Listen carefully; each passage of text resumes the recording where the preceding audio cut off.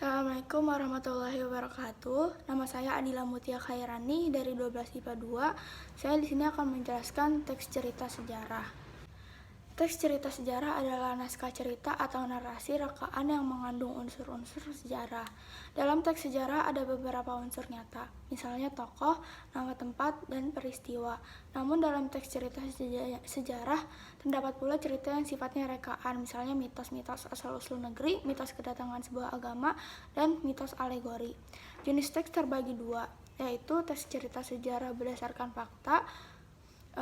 Kedua, teks cerita sejarah fiksi. Teks cerita sejarah adalah teks yang menjelaskan dan menceritakan tentang fakta dan kejadian masa lalu yang menjadi latar belakang terjadinya sesuatu yang mempunyai nilai sejarah.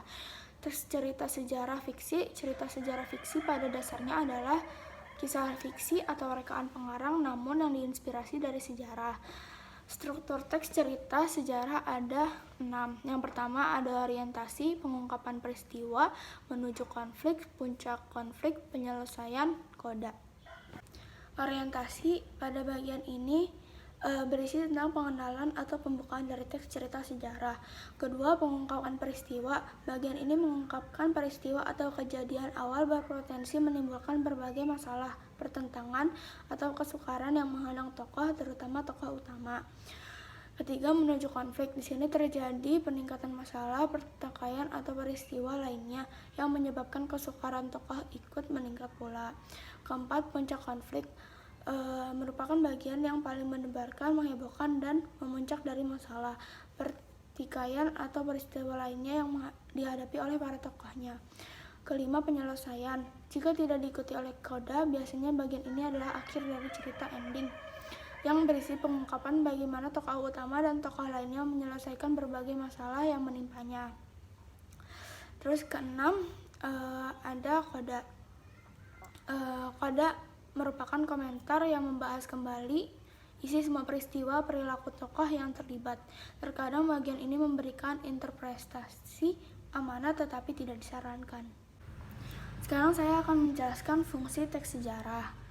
Fungsi teks sejarah itu ada 4, yaitu fungsi edukatif, yaitu bisa dijadikan petunjuk dan pelajaran kehidupan buat manusia dalam berperilaku.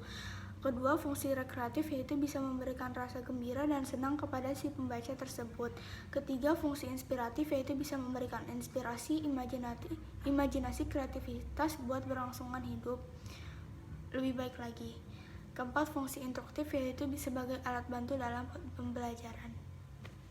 Ekstrinsik terbagi 6, yaitu kebesaran pemerintah, corak penceritaan, unsur keagamaan, unsur politik, unsur ekonomi, dan unsur sosial.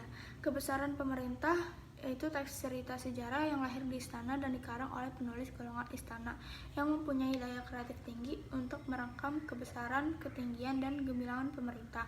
Kedua, dari segi corak penceritaan, teks cerita sejarah mengandung 2 corak penceritaan, yaitu fakta sejarah dan mitos.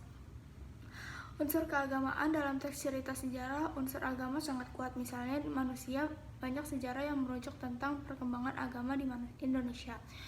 Keempat, unsur politik dalam teks cerita sejarah. Biasanya terdapat konflik tentang perubatan kekuasaan atau daerah kekuasaan yang berhubungan dengan politik. Kelima, unsur ekonomi. Teks cerita sejarah biasanya menceritakan kehidupan ekonomi pada zaman itu. Misalnya perdagangan, mencari ikan, dan bertani. Keenam, unsur sosial dalam teks cerita sejarah biasanya terdapat jenjang sosial, misalkan antara raja dan rakyat atau antara penguasa dan rakyat. Ciri teks cerita sejarah.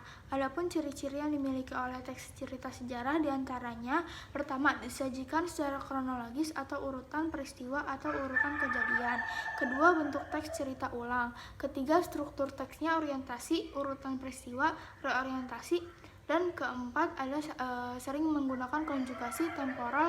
Dan kelima, isi berupa fakta. Sekarang kita bahas nilai-nilai novel sejarah. Novel sejarah banyak mengandung nilai-nilai yang disajikan secara implisit atau langsung dan implisit tidak langsung. Pertama itu ada nilai budaya, kedua nilai moral atau etika, ketiga nilai agama, keempat nilai sosial, dan kelima nilai estetis atau keindahan. Terakhir adalah kebahasaan teks cerita sejarah. Ciri kebahasaan teks cerita sejarah ditandai dengan adanya pronomina Atau kata ganti, kata-kata yang menunjukkan kejadian atau peristiwa adanya kata kerja, material, konjugasi, atau temporal.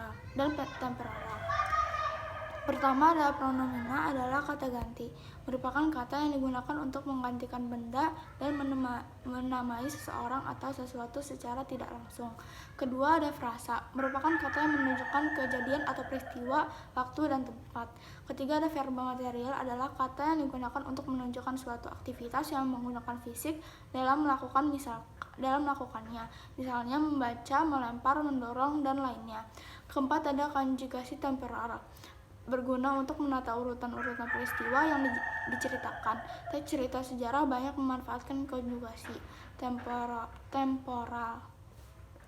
Kelima adalah kalimat majmuk, kalimat yang terdiri atas dua kalimat atau lebih yang digabungkan menjadi satu kalimat.